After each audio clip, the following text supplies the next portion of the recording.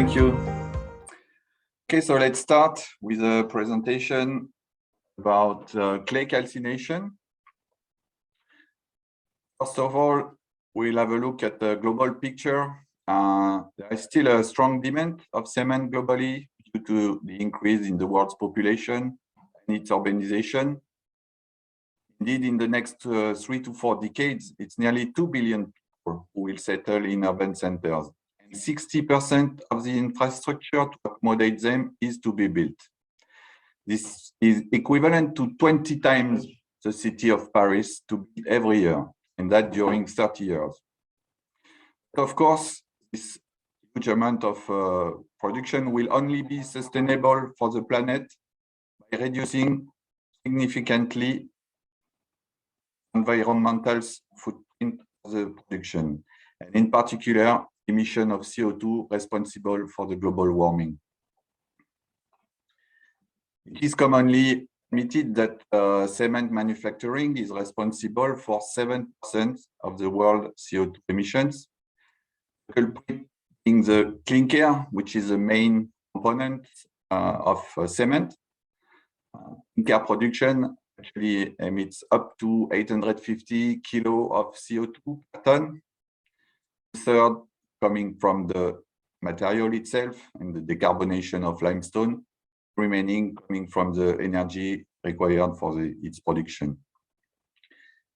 Therefore, one way to reduce the amount of CO2 is to reduce the proportion of clinker in the cement.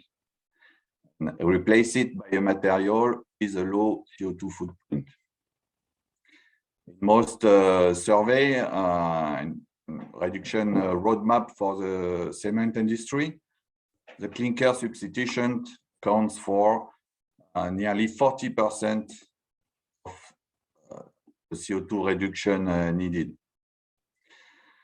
Moreover, it's a mature technology, so it can bring effects right now. The opposite, some other technology like carbon capture will need maybe at least 10 years to produce some effects. So, by what replace clinker? So one of the most efficient material is calcined clay. It's without doubt one of the most interesting, mainly because of its availability around the planet. You can see on the map, you can find clay everywhere in the planet, and compared to other substitutes such as natural pozzolana, which is located in volcanic area, or fly ash, which also will decrease in the future due to stoppage of power plant. The clay is widely available and around the planet. This, sorry. Now, how to produce this material? To be reactive, clay, raw clay has no pozzolanic activity. To become active, it must be calcined at a precise temperature between 700 and 850. Temperature is very variable depending of the characteristics of the clay itself, its chemical and mineralogical composition mainly. This temperature corresponds to the release of crystallized water from the clay minerals, such as kaolinite. This water is bound in form of hydroxyl ions, OH, hence the name of the reaction called dehydroxylation. And that reaction will produce amorphous and highly reactive material called metakaolin in case of kaolin, or meta-alwazite in case of other minerals like the alwazites. But beware, because in case of overheating, some other crystalline phase may be formed, and the material will lose all reactivity with cement. Now,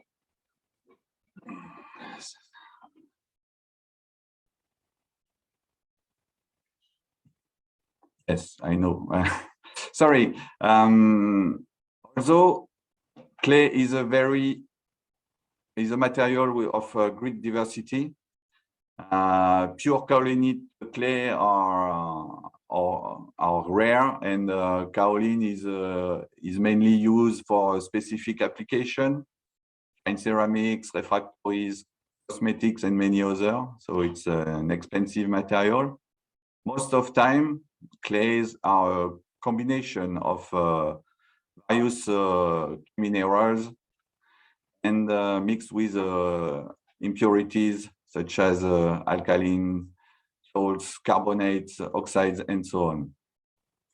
And this will have a big impact on the calcination as a result of calcination of the clay, the amorphous phase being very reactive. They will react with those impurities, causing loss of reactivity of the material. In addition, we see on the picture here, it can cause sticking of the material, which cause operational issue, just like what we can have in a cement plant preheater. So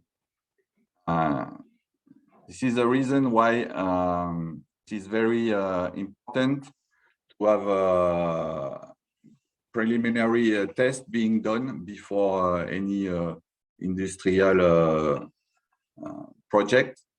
And for this purpose, we have our own pilot plant in our laboratory in Lille, north of France. So with two types of equipment with a rotary kiln or flash calciner. Now, switching to the industrial plants, there are two options. From what we have said before, you may guess what will be the most efficient. So first one is a rotary kiln, well known in cement production as well. But rotary kiln will be less efficient in terms of control of the quality because of the lack of uniformity of temperature within the kiln. At the opposite, calcination of fine powder in suspension will guarantee a much more accurate control of the degree of calcination of each particle, resulting in a maximized reactivity. And flash calciner brings also the benefits in terms of installation, operation, and maintenance. So it's definitely the second one that we would implement, preferably for a new plant. That said, rotary kiln can also be considered for some project, especially when an existing furnace is present, and if the material is suitable. Now, let's have a look at the flash calcination process more in detail. Here is a view, an overview of the different steps. So first step will be drying and grinding of the clay.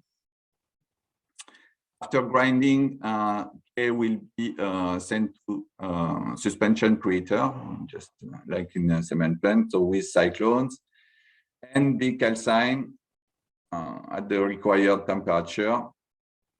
After that, next step is control of color. We will see what is in detail what is the purpose of that, and the final cooling to achieve the required temperature for further processing, handling, and storage.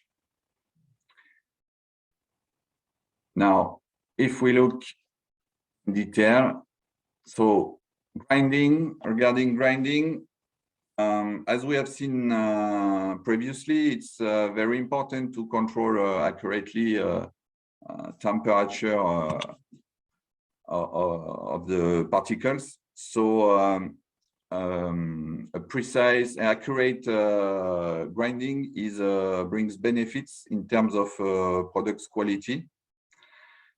So it's important to have efficient grinding with a narrow particle size distribution. If we compare, for instance, with a hammer mill, where you will have lots of very fine particles and coarse ones, this will cause a risk of overburning for small particles and lack of activation due to thermal gradient in the large ones.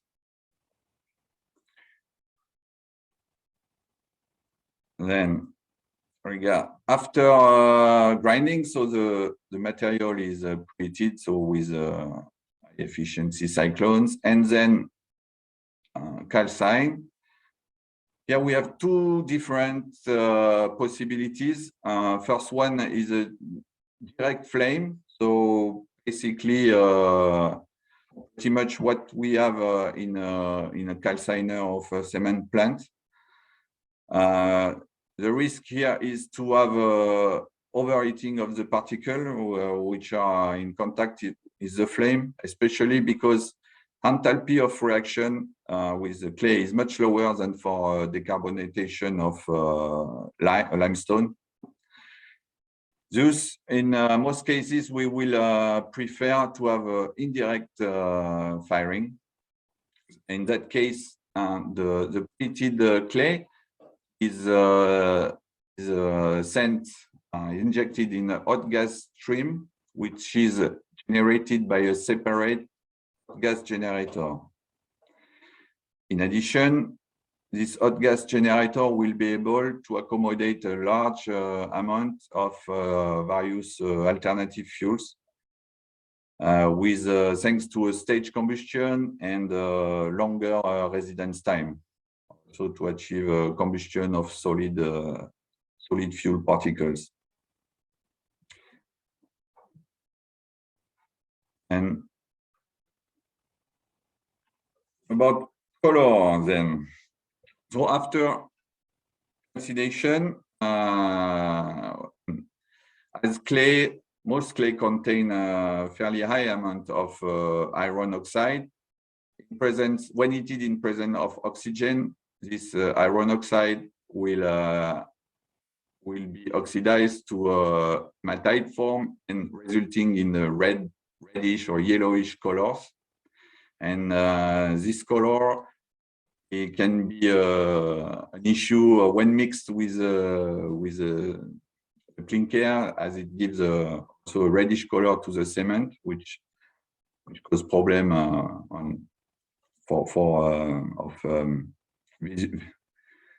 aesthetic, let's say.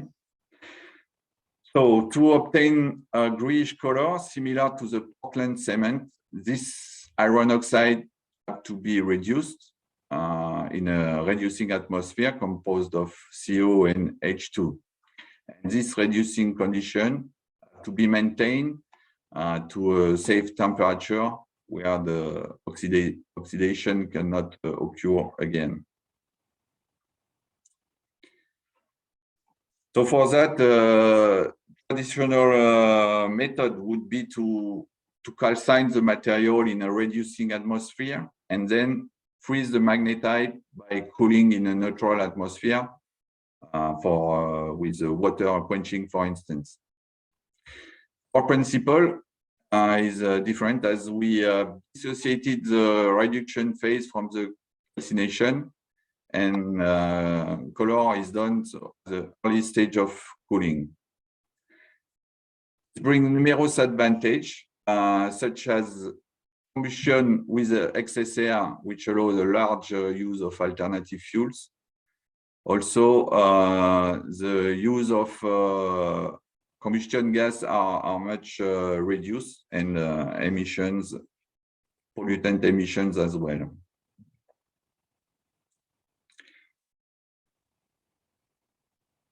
finally, so the material will be cooled down with high efficiency cyclones. This allows also to, of course, to recover heat on the products. It will be used for calcination and drying as well.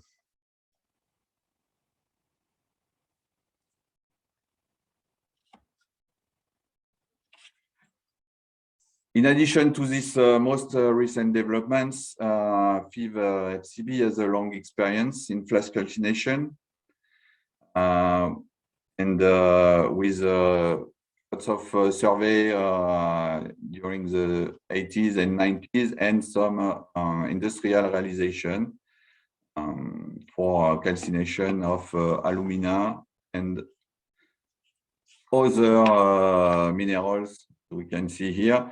Most recent ones being also metakaolin in France.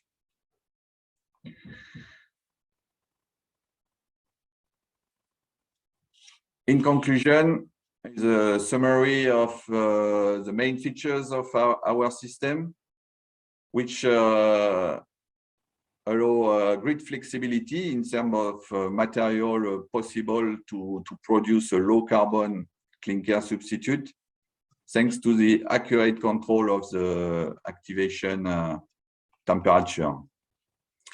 And also a large flexibility in terms of fuels, alternative fuel use, including biomass that will even reduce the CO2 footprint of the final product.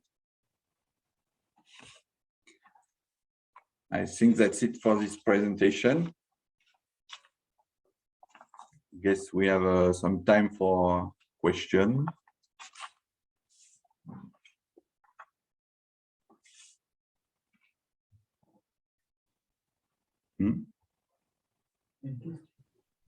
Jean-Michel, I've put the questions for you in the chat. Okay,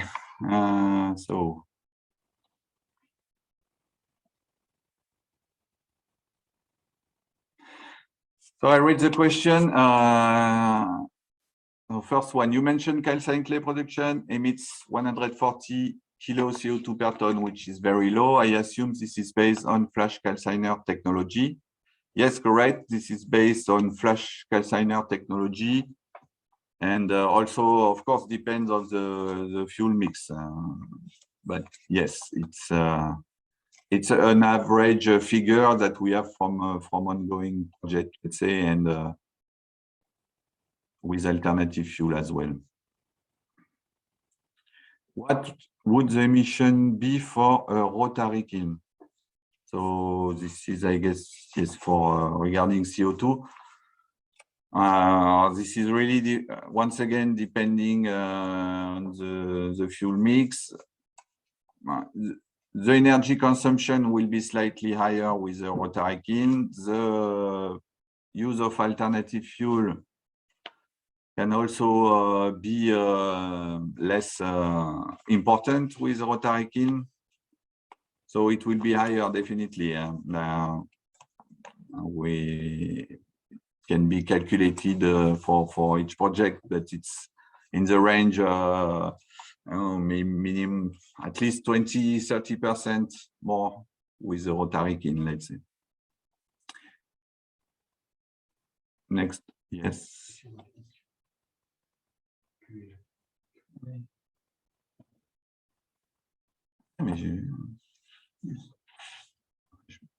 What sorry, another question. Will it be possible to electrify a flash calciner to reach 0 CO2 of calcined clay? Of course, yes, definitely, as the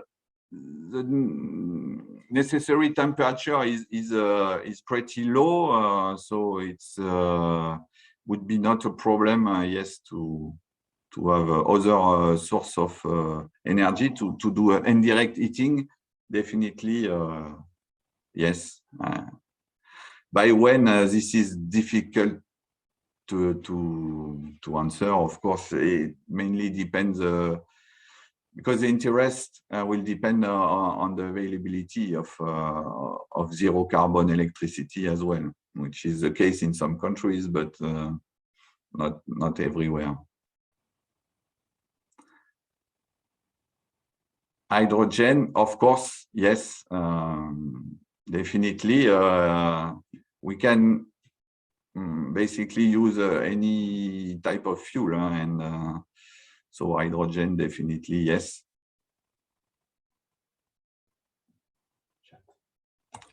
Chat. Where is the chat?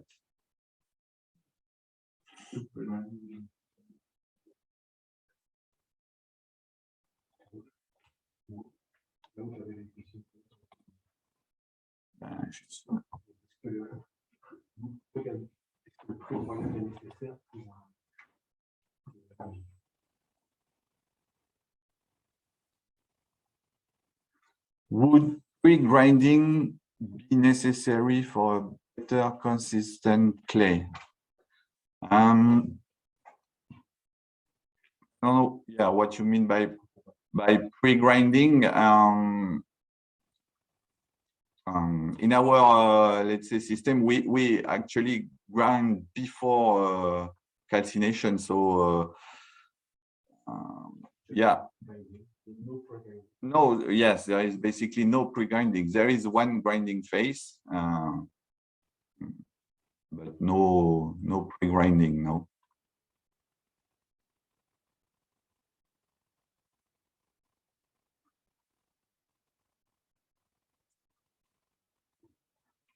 Any type of clay to be used, or is it to be only kaolinitic clay? There is a lot of study about that.